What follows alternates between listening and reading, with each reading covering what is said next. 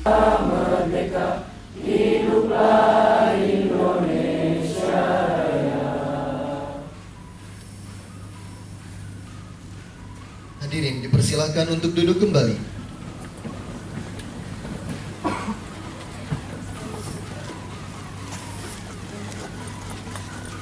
Selanjutnya marilah kita dengarkan sambutan dari Wakil Dekan 3 Fakultas Teknik Universitas Negeri Jakarta, Ibu Dr. Tuti Iriani MSI. Kepadanya kami persilahkan.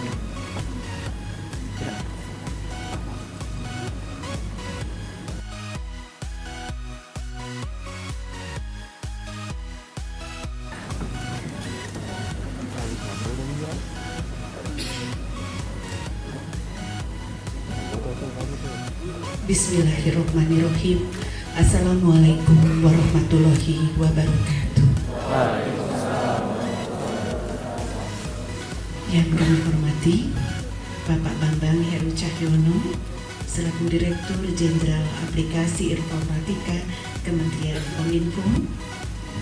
Yang kami hormati para pembicara yang hebat-hebat hari ini, Bapak Indra, Bapak Ono Purbo, kemudian Bapak Heri Widyastono, Prof. Ivan, Bapak Saku, betul?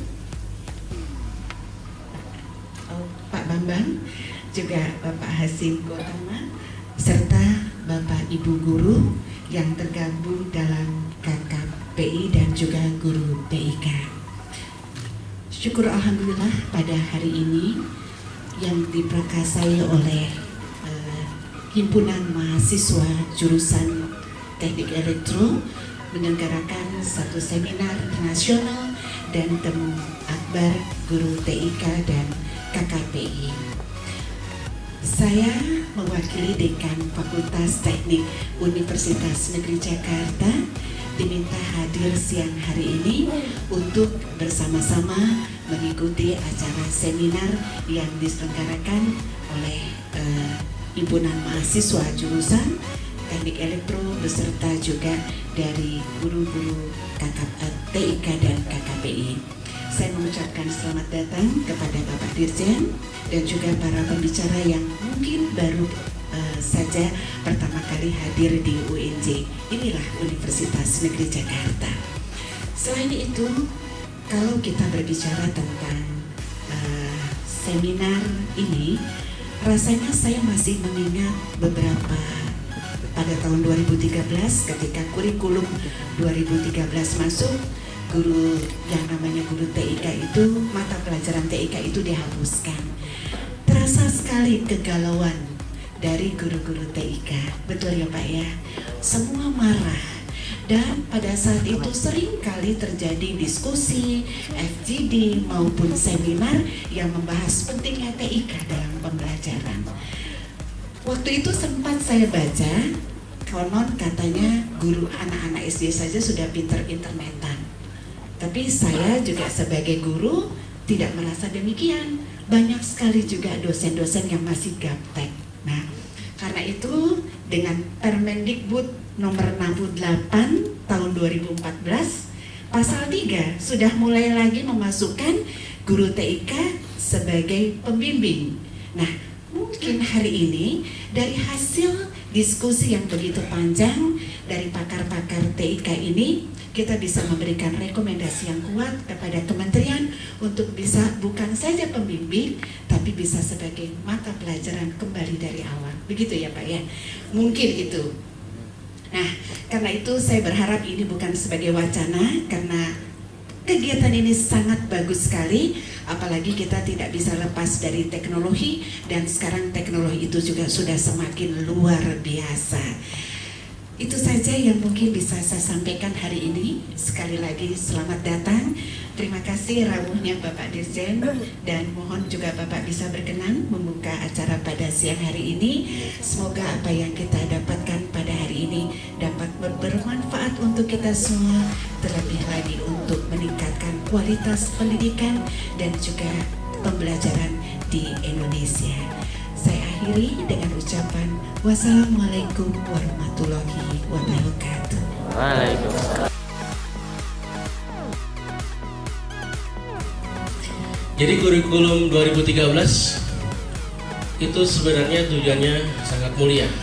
Namun dalam pelaksanaannya saya dan kami melihat ada kebijakan yang nampaknya harus sama-sama kita luruskan dengan dihilangkannya mata pelajaran TIK. Kemarin kita dapat masukan dari Pak Heri alasan hilangnya TIK karena masih ada daerah di Indonesia 30% tidak teraliri listrik. Mereka khawatir TIK tidak bisa diajarkan di daerah-daerah yang tidak ada listrik. Nah, kemarin pakar TIK, Pak Ono sudah menjelaskan solusinya, dan hari ini kita ingin dapatkan tambahan-tambahan solusi. Bagaimana kiranya kalau TIK masuk kembali dalam kurikulum, apakah guru-gurunya sudah siap dengan teknologi yang terus berkembang? Tentu kompetensi inti, kompetensi dasar sudah harus kita siapkan dari sekarang, sehingga nanti ketika Pak Menteri mengetuk palu bahwa TIK masuk kurikulum tidak lagi hanya sekedar bimbingan, karena ternyata di lapangan bimbingan TIK itu tidak jalan. Kalaupun jalan, kesannya dipaksakan. Banyak teman-teman dari daerah yang mengeluh mereka mengajar hanya 1 jam, bahkan ada yang tidak dikasih jam sama sekali. Ini justru penurunan buat pelajaran TIK. Bayangkan kalau misalnya Anda mengajar PKN, mengajar sejarah, tapi nilai sejarah tidak keluar di rapot, rasanya sedih. Karena ukuran seorang guru itu nilai di rapot juga menjadi tolak ukur. Nah, guru itu inginnya kan mengajar di kelas, karena sesuai dengan undang-undang guru dan dosen, salah satu tugas guru melaksanakan mengajar sampai dengan menilai. Tapi di dalam Permen 68 tahun 2014 itu isinya sama sekali sangat mengecewakan teman-teman guru TIK, khususnya para pejuang TIK yang sudah mau menjadi guru TIK. Tepuk tangan dulu buat teman-teman guru TIK. Walaupun mereka dari disiplin ilmu yang berbeda, mereka bukan non-linear, tapi karena mereka semangat untuk memajukan Indonesia, mencerdaskan kehidupan bangsa di bidang TIK, mereka mau jadi guru TIK. Kemudian mereka lulus ikut PLPG sertifikasi TIK. Saya tidak bisa bayangkan nanti bila guru prakarya, ini kan ada guru prakarya nih yang ganti TIK, dia ikut PLKG, lulus, tapi tidak dianggap sebagai guru prakarya karena tidak linear dengan disiplin ilmunya. Karena saya belum pernah dengar ada sarjana prakarya. Nasibnya nanti akan sama seperti kami yang dulu diminta, kita diminta loh ya, bukan meminta, kita diminta untuk menjadi guru TIK.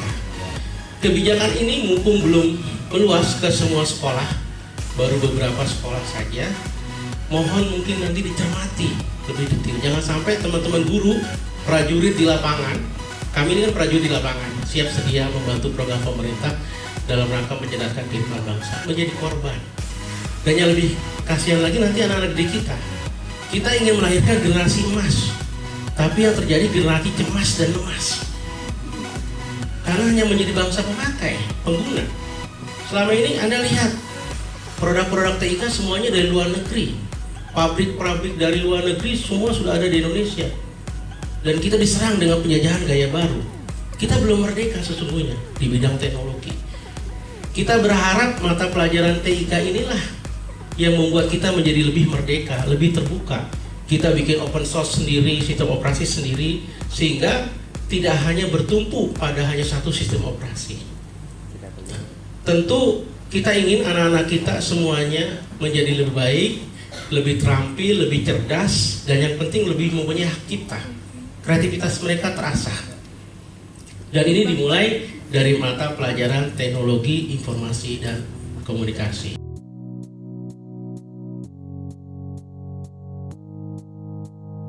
Nah, sebetulnya IT ini sudah bukan dunia maya lagi, Pak. Saya juga menyatakan IT itu dunia nyata sudah. Karena sekarang semua kehidupan tidak pernah tidak ada IT. Tanya ke Pak Ono, kalau Pak Ono nggak ada IT, biasa jadi namanya aja udah pakar IT. Tapi kalau ini udah Pak Ono. Baik, tentunya pertama-tama saya menginginkan bahwa kurikulum ini ada karena tentunya kami mempunyai suatu undang-undang yang kita sebut dengan Undang-Undang Informasi dan Transaksi Elektronik, di mana disebutkan di pasal 40 bahwa pemerintah memfasilitasi pemanfaatan teknologi informasi dan elektronika sesuai dengan ketentuan atau perundang-undangan. Dan kemudian pasal 41 terkait dengan bagaimana masyarakat bisa meningkatkan peran pemanfaatan IT melalui suatu bentuk lembaga ataupun komunitas dan lain sebagainya. Karena tentunya dunia IT atau internet sekarang ini bukan milik pemerintah saja. Jadi pemerintah itu hanya memfasilitasi, mendorong dan lain sebagainya.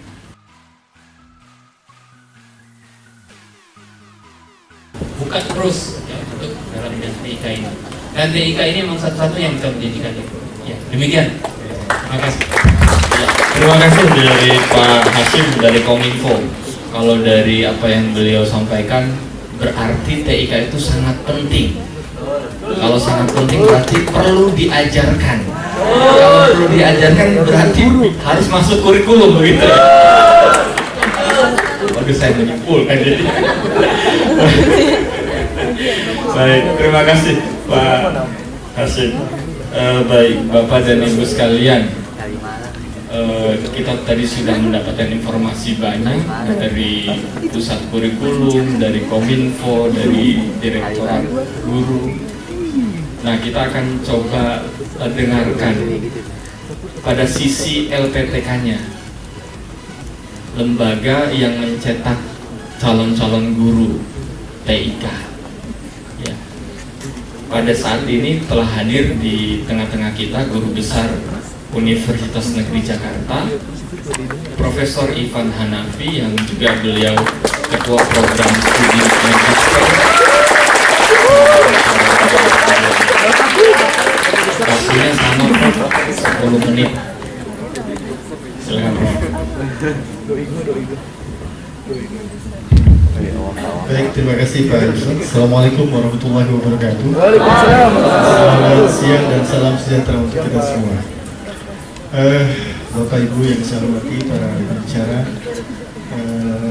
Bapak Ibu guru-guru yang hadir dari berbagai belahan bumi Indonesia, alhamdulillah, walaupun perwakilan saya kira, dan tentu saja para peminat TIK dan para mahasiswa yang saya cintai. Alhamdulillah pada siang hari ini kita bisa berdiskusi tentang satu hal yang sangat luar biasa, karena ini sudah hadir di tengah-tengah kita, teknologi ini, dan kemudian bagaimana kaitannya dengan tugas dan peran kita, ya. Dalam paparan saya bagi tiga sebetulnya tadi. Satu adalah sebagai pengantar, ini saya akan sampaikan, kemudian kedua kurikulum, dan ketiga kesiapan, termasuk di dalamnya kesiapan kampus, ya, tadi udah banyak disinggung, kurikulum juga sudah banyak disinggung. Pertanyaan pertama saya adalah, berapa banyak handphone Bapak Ibu sekalian yang bermerek Indonesia saat ini? Tidak ada. Ini yang tadi saya diskusi dengan Pak Ono ini, luar biasa. Semua adalah import, teknologinya, barang-barangnya, ya, dan lain-lainnya. Nah, ini juga jadi satu keprihatinan Bapak Ibu sekalian, bahwa ternyata tadi juga sudah disinggung bahwa dari sisi ekonomi luar biasa ini pertumbuhan TIK yang ada saat ini. Ya, tadi Pak Ono sudah mengatakan kira-kira bukan investasi sebetulnya, spend money kita, ya, 2 triliun per bulan keluar, ya. Saya nggak tahu Pak Ono hitungnya dari mana, tapi saya kira Pak Ono punya formula yang luar biasa. Detikcom, 2 triliun per bulan untuk spending money kita, peralatan TIK, handphone dan seterusnya. Luar biasa ini, ya. Negara yang belum dibilang kaya tapi spend money-nya luar biasa banget. Nah, kemudian yang saya juga ingin sampaikan adalah tadi Pak Ono sudah mengatakan tentang jumlah mereka yang melanjutkan pendidikan. Saya melihat dari sisi yang lain Pak Ono tentang APK, angka partisipasi kasar. Jadi kalau pendidikan dasar, mohon dikoreksi Pak Heri, pendidikan dasar ini sudah hampir 100% APK-nya, 90 sekian persen. Ya, kemudian SMA itu APK-nya sekitar 68%, artinya ada yang tidak masuk ke SMA atau ke SMK. Ya, dan yang lebih parah lagi, di perguruan tinggi APK kita itu 28%. Jauh sekali. Artinya separuh lebih mereka itu yang kemudian, maaf istilahnya, berkeliaran, ya, tidak punya melanjutkan pendidikan. Dan kemudian pertanyaannya, mereka punya keterampilan apa? Ya, data statistik BPS 2013 seingat saya, karena maksud di dalam orasi saya kemarin itu ada sekitar 80% tenaga kerja kita itu yang masih berpendidikan dasar. Luar biasa Bapak Ibu sekalian, di zaman yang seperti ini. Artinya apa? Artinya bahwa tanpa keterampilan untuk bisa bermasyarakat, barangkali tentu saja ini akan menjadi istilahnya itu adalah bulan-bulanan, karena tidak bisa bekerja, tidak bersekolah, tidak juga bekerja. Lalu kemudian kalau mereka yang tadi disebut oleh Pak Dirjen itu adalah bonus demografi, ya, bonus demografi itu akan sangat memberi kontribusi positif terhadap perekonomian Indonesia kalau punya keterampilan pengetahuan melalui pendidikan, gitu. Tapi kalau tidak, nah pertanyaannya, ini akan jadi blunder. Kalau orang-orang seperti ini kemudian berulah, mohon maaf barangkali yang namanya dependensi ratio itu adalah mereka-mereka yang istilahnya usia produktif dari usia 15 sampai usia 60 tahun itu lebih banyak jumlahnya dibandingkan dengan yang tidak produktif di bawah 15 dan di atas 64 tahun. Kalau ini terjadi berlimpah dan tidak ada keterampilan, ya, tidak memiliki pengetahuan, ini akan menjadi bumerang buat kita. Ya, maaf barangkali kita harus juga hati-hati, bisa terjadi hal-hal yang tidak kita inginkan, misalnya chaos dan seterusnya. Ya, ini karena mereka jadi produktif, mereka usia produktif tadi, tapi tidak memiliki keterampilan dan pengetahuan. Ini sangat memprihatinkan atau mengkhawatirkan lebih pas lagi. Nah, karena saya tinjau ini dari vokasional, saya kebetulan di bidang vokasional, saya melihat ini sebagai satu hal yang menarik, bahwa di dalam kaitan dengan memberikan sumbangan pendidikan kepada mereka yang akan menjadi bonus demografi itu berupa apa yang kita sebut dengan pravokasional.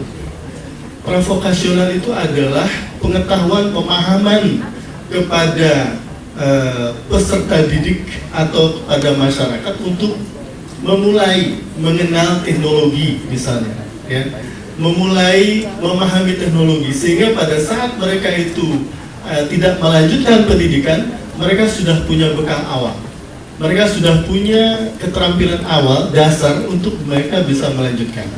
Itu yang pertama. Jadi kita sepakat, di mana-mana orang mengatakan bahwa kita harus mengubah mindset dari konsumerisme, dari konsumen menuju kepada produsen atau yang memproduksi. Tapi ini bukan soal 1-2 hari belajar, ini soal mindset, ya, yang tidak bisa diubah seketika. Tapi kita mesti pelan-pelan akan menuju ke sana. Nah, kalau misalnya kita pahami bahwa pravokasional itu penting untuk membekali mereka, maka mata pelajaran TIK dan KKPI itu adalah sebagai bagian dari pravokasional itu. Ini yang saya katakan, bahwa artinya apa? Artinya bahwa kalau di dalam materi itu ada kekurangan atau tidak sesuai, maka kita lakukan penyesuaian. Ini satu hal yang sangat penting saya kira. Saya ingin merefer kepada konsensus Education for All. Tahun 2000 UNESCO pernah membuat satu seperangkat tujuan. Salah satunya di butir 3 saya bacakan. Ensuring that the learning needs of all young people and adults are met through equitable access to appropriate learning and life skills program. Artinya, education for all itu mengamanatkan kepada bidang pendidikan untuk memberikan life skills kepada mereka. Nah, kalau TIK dan KKPI sebagai bentuk life skills, maka ini adalah sesuatu yang harusnya mutlak menjadi bagian ya dari kurikulum. Saya kira ini tadi Pak Heri sudah memberikan lampu kuning apa hijau ya Pak Heri? Saya kira masih kuning karena belum ditandatangani itu.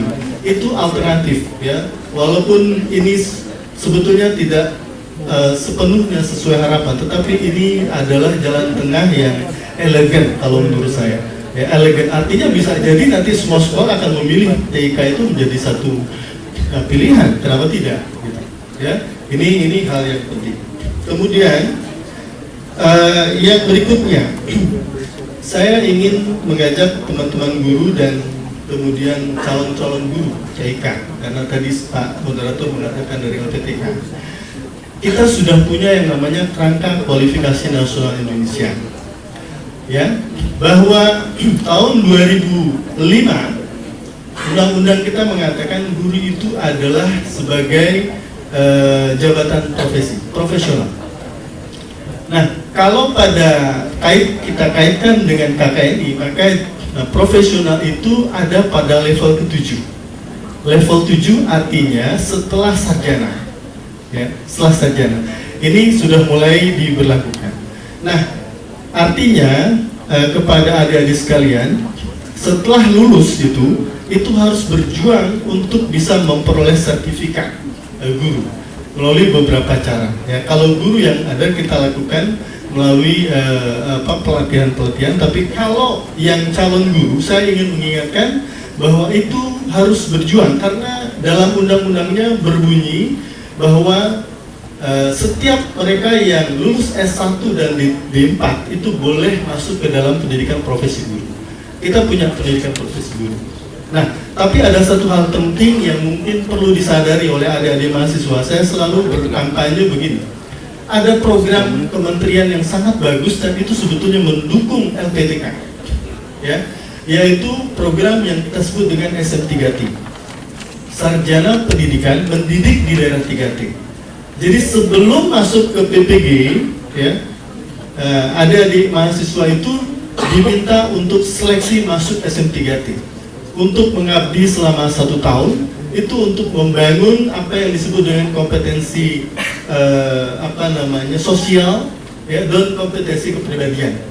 Kalau profesional dan pedagogi kita sudah memperolehnya di kampus, ya, tetapi di 3T ini ternyata sangat luar biasa. Saya bisa mengatakan bahwa banyak mahasiswa-mahasiswa di luar Jakarta yang sangat antusias masuk ke SM3T. Tapi di Jakarta, Pak Moderator, Pak Yusro, itu ternyata peminatnya sedikit. Alasannya sederhana, nggak mau susah. Karena daerah 3T itu airnya susah, semua serba susah. Sampai mau ngirim SMS itu harus dikerek ke atas itu. Kalau udah bunyi tit gitu berarti udah send gitu ya. Kalau belum send, itu memang susah sekali. Tapi di situ ini sebetulnya satu koridor penting untuk calon-calon mahasiswa dari LPTK untuk bisa masuk SM3T. Nah, yang terpenting adalah yang terakhir ingin saya katakan bahwa di dalam persiapan guru ke depan ini ada satu pola, Pak, barangkali dari Dirjen Pendidikan Guru juga sudah paham sekali tentang hal ini, yaitu ke depan ada rencana kuota nasional untuk bisa memperoleh, karena tidak semua guru bisa masuk menjadi guru saat ini. Jadi bahwa kita sudah memberlakukan level 7, ya, pemerintah sudah memberlakukan level 7 untuk bisa menjadi guru, ya, yang mempunyai lisensi atau mempunyai sertifikat untuk menjadi guru, termasuk di dalamnya untuk menjadi guru TIK. Maka adik-adik sekalian, khususnya mahasiswa, kita dihadapkan kepada satu situasi di mana di antara kita harus juga bersaing karena kuota itu tidak sepenuhnya bisa terisi. Bayangkan saat ini perlu barangkali kita ketahui semua, jumlah LPTK yang menghasilkan guru itu jumlahnya sudah lebih dari 380. 12 diantaranya adalah IKIP ya. Jadi artinya jumlah itu sudah sangat luar biasa banyak. Dan pada saat KTSP diberlakukan 2006, rame-rame membuka prodi TIK, sehingga jumlah mahasiswa atau jumlah lulusan program TIK ini jumlahnya sudah sangat luar biasa, sehingga kita mau tidak mau harus punya cara untuk bisa mengikuti program-program mendapatkan sertifikasi guru itu. Barangkali sementara itu dulu yang bisa saya sampaikan, kemudian nanti kita akan lanjutkan dengan diskusi. Terima kasih. Assalamualaikum warahmatullahi wabarakatuh. Terima kasih Prof. Ivan. Jadi poin pentingnya adalah ketika mata pelajaran TIK KKPI menjadi bagian dari pra-vokasional, maka sudah selayaknya bahwa mata pelajaran itu terintegrasi dan mutlak menjadi bagian daripada kurikulum. Begitu, Bapak Ibu setuju? Setuju. Baik, pembicara yang terakhir, pamungkas. Ini sudah, saya harus minta maaf juga nih kepada Pak Indra ini. Jadi saya perkenalkan Pak Indra Karismiaji. Beliau adalah presiden dari Eduspek Indonesia. Beliau adalah presiden, selain presiden Pak Jokowi, beliau presiden. Jadi beliau dikenal sebagai pakar pembelajaran abad ke-21. Tepuk tangan. Jadi akan kita lihat, akan kita dengarkan pandangan beliau terkait dengan seperti apa pembelajaran abad 21 dikaitkan dengan TIK dan KKPI. Kepada Pak Indra, dipersilakan. Terima kasih. Selamat siang semuanya. Siang. Mas Indra Karismiaji. Kalau di kementerian, Renata itu yang mengatakan Indra ini orang yang tidak pro pemerintah, tidak pro guru, tapi pro pada mencerdaskan kehidupan bangsa. Jadi saya mau jadi penengah dari pembahasan kita hari ini. Dan apa yang saya sampaikan ini pernah saya sampaikan pada saat seminar di Kemendikbud yang awal dulu, bulan apa ya Om Jaya dulu ya? April ya.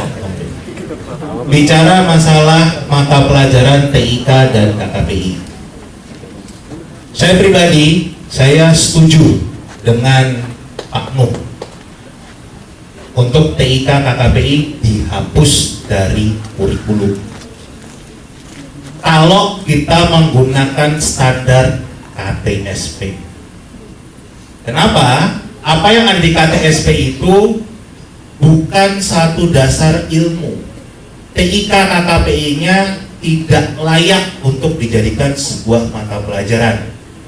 Kenapa? Satu, isinya itu belajar menggunakan aplikasi, ya kan? Isinya belajar menggunakan aplikasi.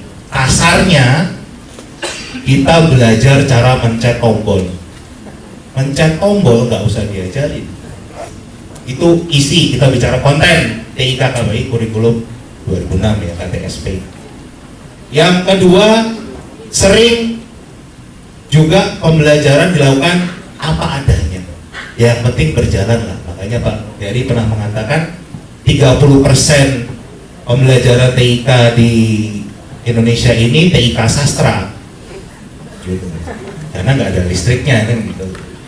Ada juga sekolah di DKI ya, DKI Jakarta yang mengajarkan Lotus dan WordStar. DKI saya aja bingung dapat komputernya dari mana, ya kan? Itu yang sama sekali tidak bermanfaat. Artinya Ini pembodohan bangsa, bukan pencerdasan kehidupan bangsa, tapi pembodohan. Nah, bicara ke depannya,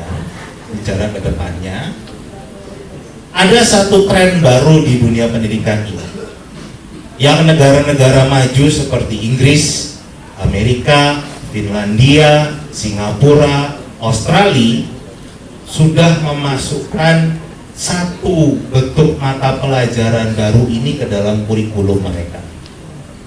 Namanya macam-macam, tapi intinya sama. Ada yang menyebut computer science, ada yang menyebutnya computer programming, ada yang menyebutnya coding.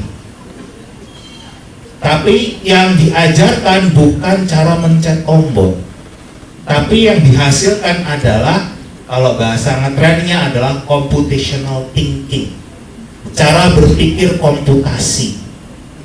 Dan computer science ini luar biasanya, untuk belajarnya bahkan nggak perlu pakai komputer.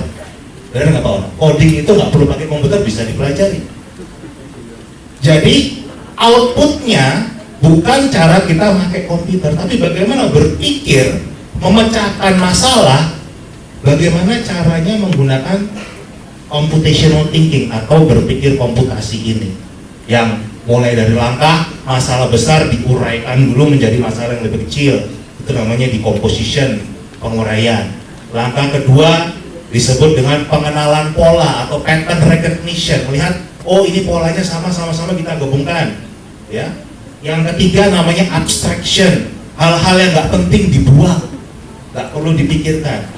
Yang terakhir adalah disebut dengan setting algoritma, step by stepnya ini dibuat. Nah ini yang diajarkan oleh yang disebut dengan computer science, ada yang computational thinking, computer programming, ada yang namanya coding. Pak Rudiantara sendiri pernah menyebutkan, saya ingin coding masuk ke dalam kurikulum karena ini menjadi tren dunia saat ini, dan bukan hanya di bidang komputer. Orang yang mampu coding bisa di segala macam bidang. Bahkan seperti di bisnis, ya, dunia bisnis yang sekarang lagi ngetren di bidang akuntansi, ada jenis pekerjaan baru yang namanya forensic accounting. Jadi seperti ahli bedah itu forensik, tapi yang dibahas adalah akuntansi, yang dibelah-belah itu akuntansi, dan itu bagian dari computer science. Nah ini hal-hal baru, ya, yang harusnya kita melihat semua, dan saya nggak hanya bicara ke bapak-bapak dari kementerian ini, kita semua, ini tanggung jawab kita semua, ya kan? Dari UNJ juga, dari guru-guru TIK KPI juga, kita semua tanggung jawab bersama kecerdasan bangsa ini. Ayo kita bersama-sama bangun bangsa ini. Saya sudah punya kurikulumnya. Kurikulumnya kami buat bersama dengan Carnegie Mellon University di Amerika Serikat, yang menjadi universitas nomor 1 masalah computer science seluruh dunia. Ini kurikulum dari tingkat TK sampai perguruan tinggi sudah ready. Nah, kebetulan ada salah satu perusahaan besar MNC dari luar yang akan menghibahkan sebuah kotak yang namanya Isabak, harganya 1,2 miliar untuk salah satu sekolah di DKI Jakarta untuk khusus pengembangan masalah computer science ini. Jadi saya mengundang dari kementerian, ya, untuk ayo kita kaji bagaimana sih yang namanya computer science. Saya undang dari UNJ, ayo kita bikin penelitiannya bersama. Memang cocok nggak? Apakah memang benar dengan belajar computer science ini matematikanya akan meningkat, IPA-nya meningkat, yang lainnya juga meningkat, termasuk pemahaman seperti program baru dari kementerian kan ada budi pekerti, ya Pak dari Westono. Itu kan sayangnya budi pekertinya baik, tapi masih arahnya ke para digital imigran, Pak, bukan digital native, yang akan banyak menyentuh cyberbullying, cyber security dan lain sebagainya. Itu tidak disentuh sama sekali. Di ilmu komputer atau computer science ini akan disentuh semua bagian dari kurikulum tersebut. Dan saya juga mengundang teman-teman mahasiswa TIK ataupun yang lain yang berminat betul-betul dengan ilmu komputer ini, kirim email ke kami di eduspec.co.id. Kami butuh kurang lebih 500 orang untuk fight bagaimana program ini masuk, dan kalau belum diterima oleh kementerian, kita mulai dengan sekolah-sekolah swasta dulu. Sama dengan perjuangan Om J dulu. Om J sudah ngajar TIK dari tahun 90 ya Om J. Itu 16 tahun sebelum TIK masuk kurikulum sudah ngajar TIK beliau. Jadi kalau sekarang pemerintah menganggap ini tidak penting, ayo kita fight buat anak-anak kita sekolah di sekolah swasta. Mungkin itu dari saya. Terima kasih.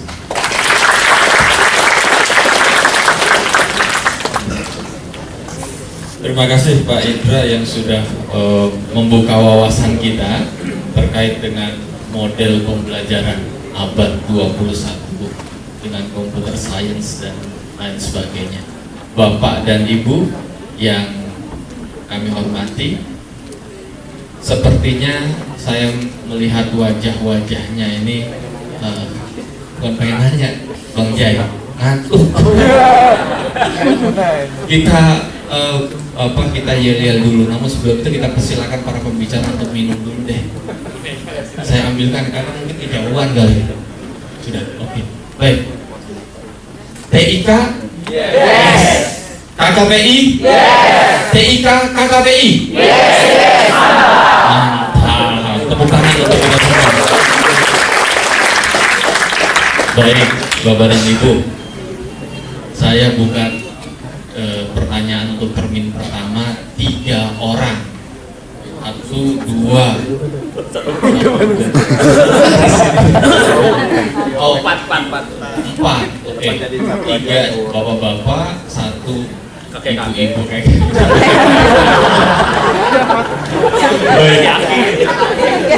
Monggo silakan panitia bisa membantu untuk memberikan mic.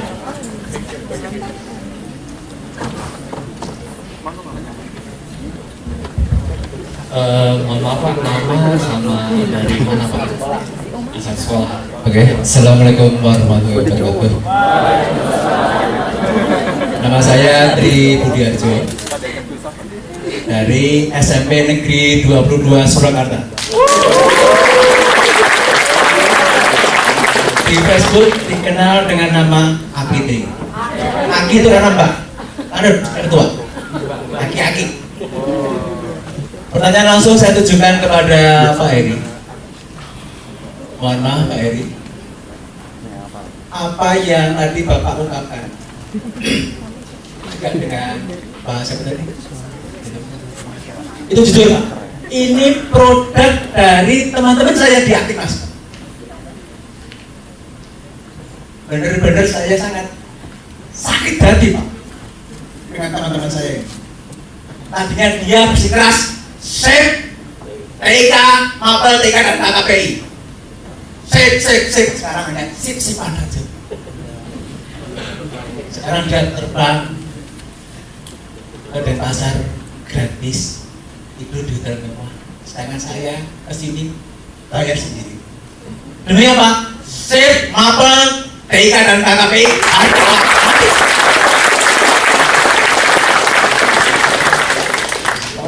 Yang kedua Pak Heri, tentang tadi mulak, sudah pernah saya bahas di sekolah saya di dinas pendidikan. Ternyata tidak semudah apa yang kita ucapkan, karena dengan muatan lokal itu birokrasinya sangat step by step, dari sekolah ke MKMP, dari MKMP kemudian ke kepala dinas, dari kepala dinas kemudian ke wali kota, akhirnya ke gubernur. Ini membutuhkan waktu yang tidak normal. Tidak semudah ini selesai.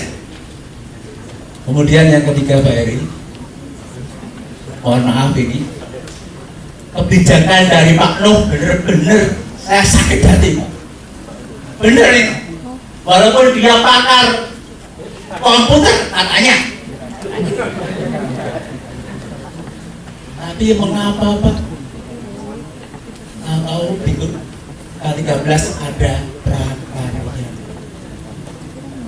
Apakah sudah ada Pak sarjana prakarya?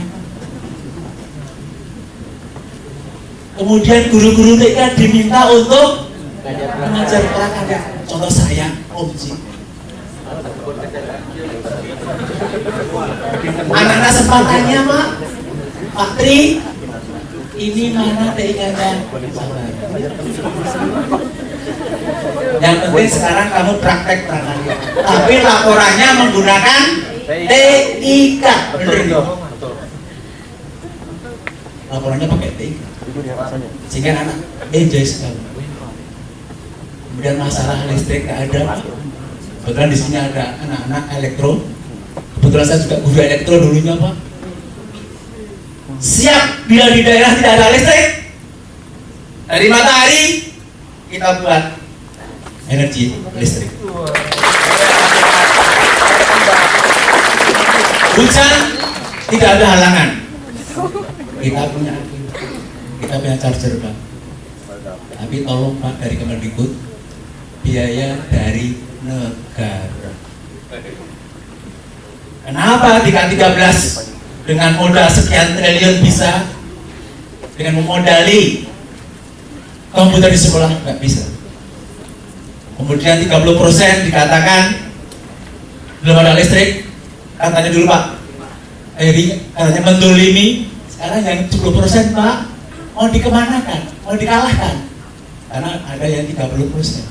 70% sudah siap dengan TIK. Sampai sekarang yang 30 belum. 30% dikalahkan. Astagfirullah nanti. Ya Allah ya Tuhan, ampunilah dosa-dosa. Terima kasih. Assalamualaikum warahmatullahi wabarakatuh. Terima kasih Pak Akitri. Berikutnya Bapak nama dan asal sekolah. Saya Yori dari untuk guru mapel TIK. Sebelumnya saya backgroundnya dari kelas 1 sampai 2008 bergelut di perusahaan bidang IT.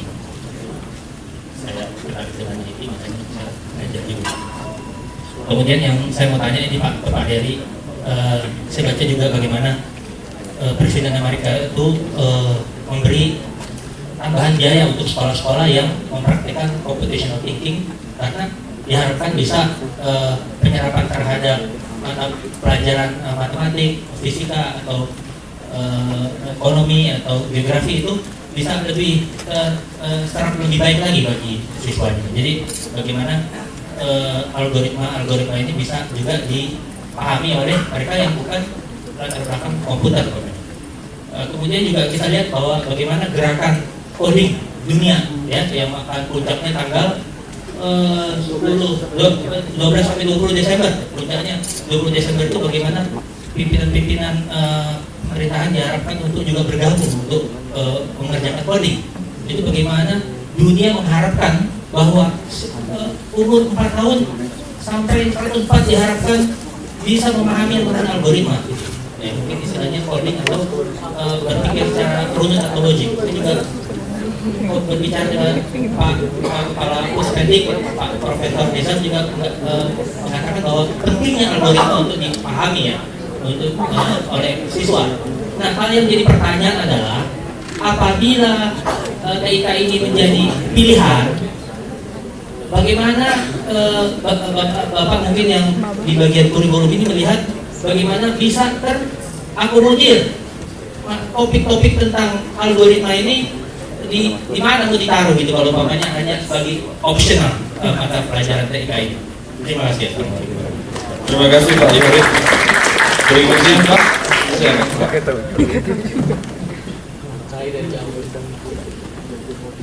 Assalamualaikum warahmatullahi wabarakatuh. Nama saya Muhammad Deni. Saya dari SMA 1 Mojokerto, Jawa Timur. Ini saya menanyakan ke Pak Salwin. Sebelum TIK dihapus, ada kayak kami sebenarnya sudah melakukan bimbingan. Kami melakukan bantuan ke guru-guru dalam misalnya mengetik, kemudian mengajarkan mereka bagaimana cara buat proposal dan lain-lain. kemudian dengan misalnya menyiapkan LCD di sekolah kami sendiri. Setelah TIK dihapus dan kami dialihkan ke bimbingan IT, kenyataannya kami sebagai pesuruh, Pak, ini yang paling kami sesaki di TIK. Kami satu harus mengerjakan LPNS, tambahan lagi dapodik yang sebanyak itu hampir 200 siswa saya masukkan. Belum lagi dapodik selesai, ketambahan pelatihan PKG.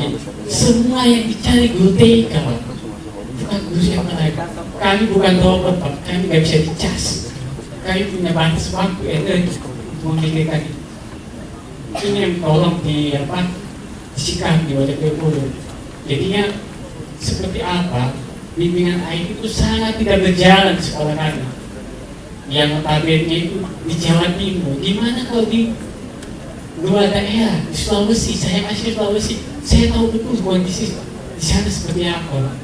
Jadinya jujur kami dari guru TIK, dari komite, kami menolak bimbingan IT. Sangat-sangat tidak manusiawi. Kami harus jadi pesuruh di sekolah kami sendiri.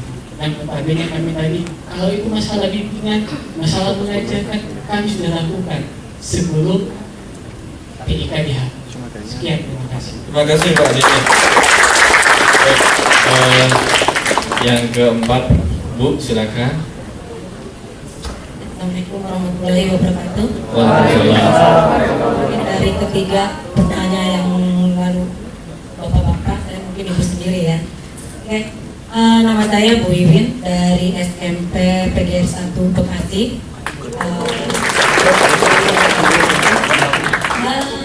Sebetulnya saya ingin menyimpulkan, bukan menyimpulkan, ingin memberi suatu kesinambungan di antara para pakar IT di sini beserta dari pihak pemerintah. Artinya begini, mungkin dari ketiga bapak-bapak yang tadi semua itu menyampaikan kondisi ketika TIK dihapuskan sehingga memberikan suatu efek-efek yang ternyata ada plus dan minusnya.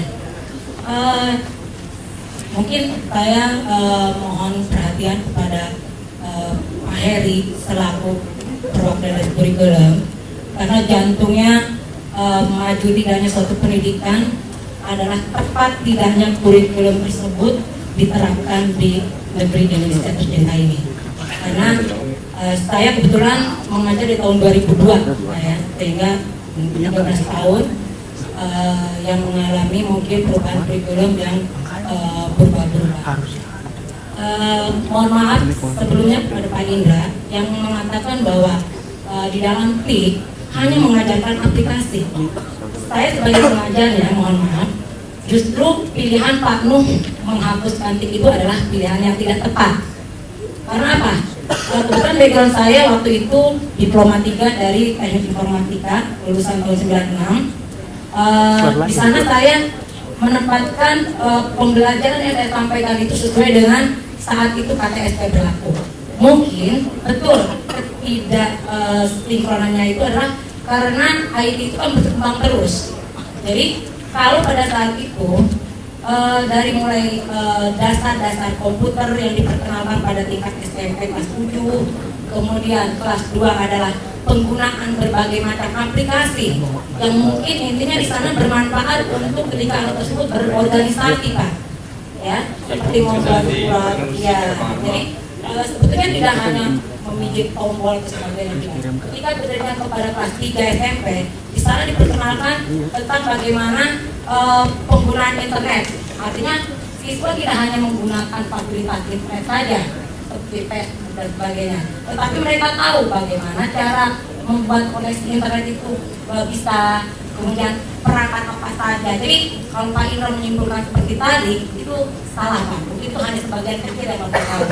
Sehingga maksud saya di sini bukan kondisi TIK yang harus dihapuskan, tetapi bagaimana kita sebagai yang mungkin bapak-bapak yang di depan, sebagai para pakar ahli dan sebagai penentu kebijakan, membuat kurikulum TIK itu tetap dipertahankan dengan kondisi menyesuaikan kurikulumnya itu dengan perkembangan zaman yang semakin meningkat.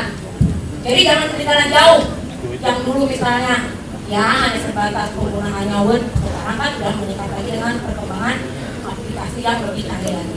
Jadi maksud saya, tolong mungkin kepada para pemberi kebijakan dan sebagai para penentu kebijakan, baik itu juga yang dari Dirjen Guru ya Pak ya, kondisinya seperti apa yang mungkin kalau saya tidak banyak bertanya lagi, hanya menambahkan mungkin dengan kondisi pertanyaan dari ketiga teman kami.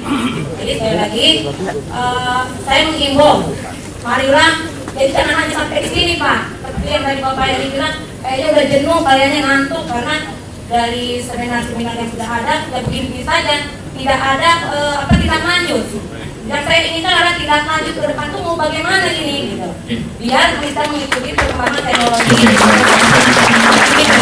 kasih Ibu. Mohon maaf karena waktu kita terbatas, saya cukupkan untuk Ibu dan Bapak dan Ibu sekalian. Sudah ada 4 penanya ini, ya 3 Pak Tri, Pak Yori, Pak Dedi dan Bu Wiwi terakhir ini. Kalau dari pertanyaannya banyak ke Pak Heri nih. Padahal di awal bilang jangan saya semua nanti. Baik, Pak Heri silakan Pak untuk menanggapi.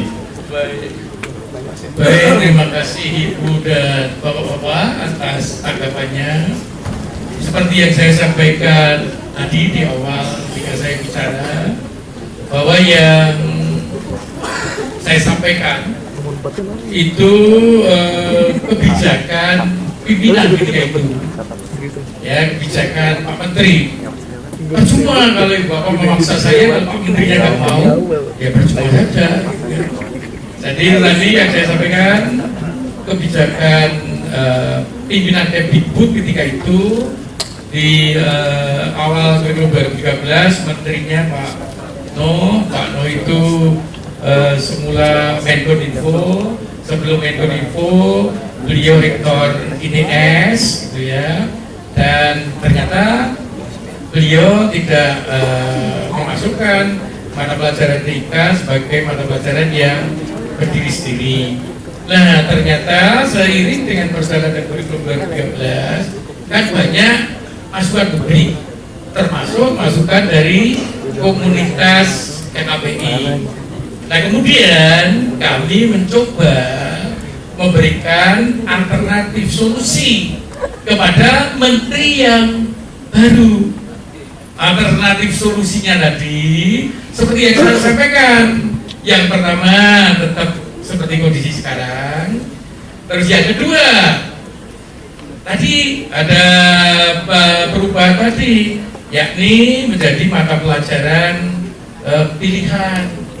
Nah ini malah justru untuk menguji apakah memang TIK itu dianggap penting oleh semua daerah, oleh semua sekolah, oleh semua guru, oleh semua siswa.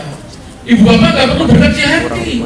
Kalau ternyata memang TIK itu dianggap penting, dan kebetulan menteri yang sekarang misalnya setuju itu menjadi mata pelajaran pilihan, ya alhamdulillah.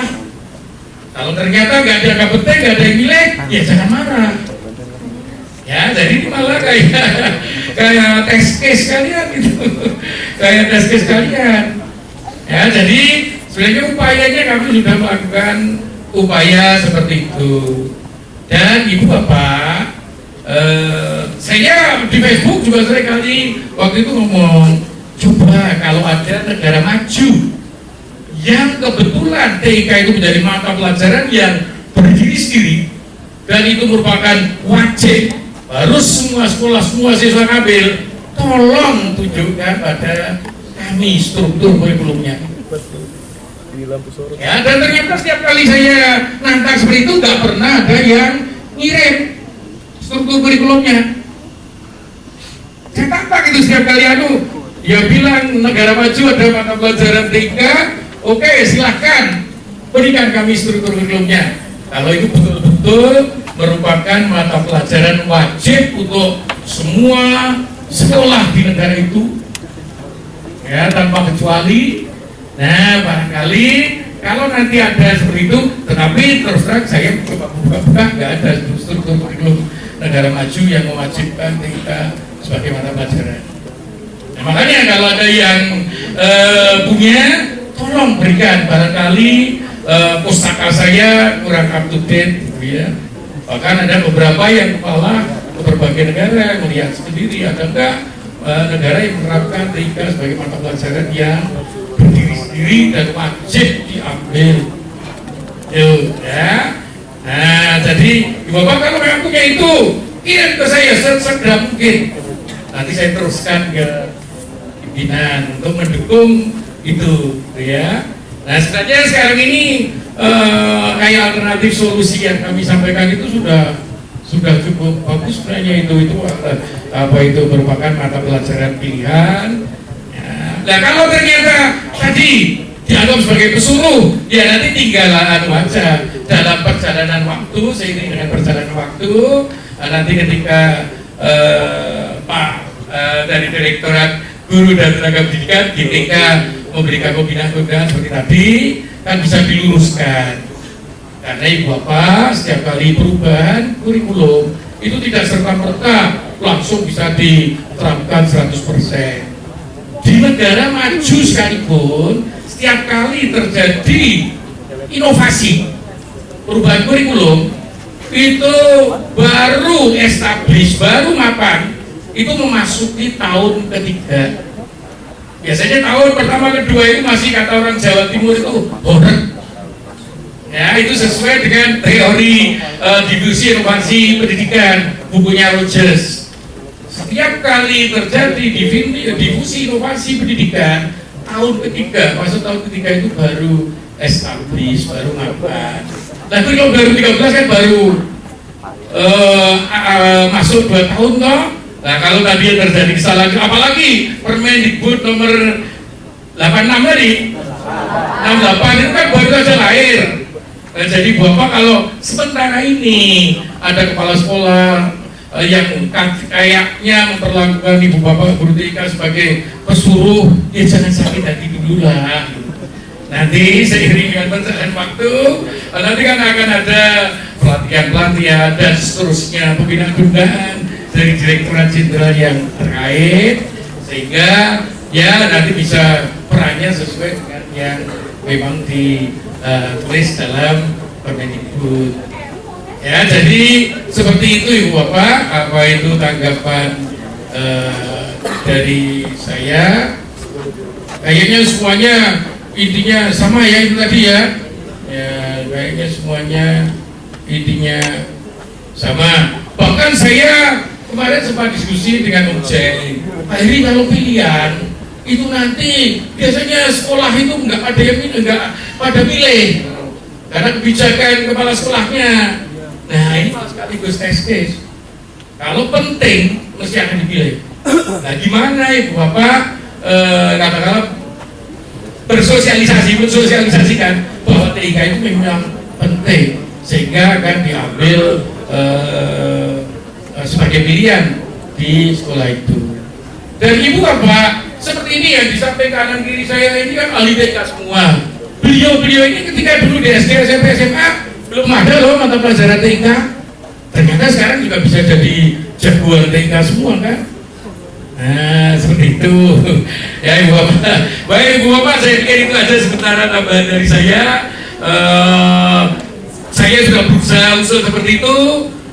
Mudah-mudahan nanti Pak Menteri bisa meloloskan usulan yang kami sampaikan. Ini ada wacana baru. Jadi kurikulum 2013 itu ada 3 kelompok. Ya, jadi bagian kelompok yang pertama itu kurikulum nasional itu minimalnya harus disampaikan di seluruh sekolah di Indonesia. Terus ada kelompok kedua ya itu kurikulum keunggulan lokal ya, terus yang kelompok ketiga itu kebutuhan satuan pendidikan. Ini ada wacana seperti itu. Ya, jadi secara keseluruhan namanya tetap kurikulum 2013. Kalau dulu kan ada kelompok A, kelompok B, kelompok C. Nah, ini kelompok A itu sekarang kelompok A itu. Ini wacana dulu ya, berarti wacana. Ini kurikulum nasional, kelompok B itu kurikulum keunggulan lokal atau daerah. Ya daerah nanti yang memutuskan butuhnya apa. TIK mau masuk di situ oke, misalnya yang kelompok C itu apa itu kurikulum kebutuhan satuan pendidikan. Nah ini tes sekalian kalau nanti ternyata ada pilihan TIK. Nah kalau ternyata daerah menganggap itu penting, masuk kurikulum keunggulan lokal. Sekolah juga penting, masuk lagi. Nah berarti kan malah jamnya cukup banyak. Ya, jadi ini juga kami itu godok terus masukan dari publik. Nah untuk memberikan penguatan sekali lagi kalau Ibu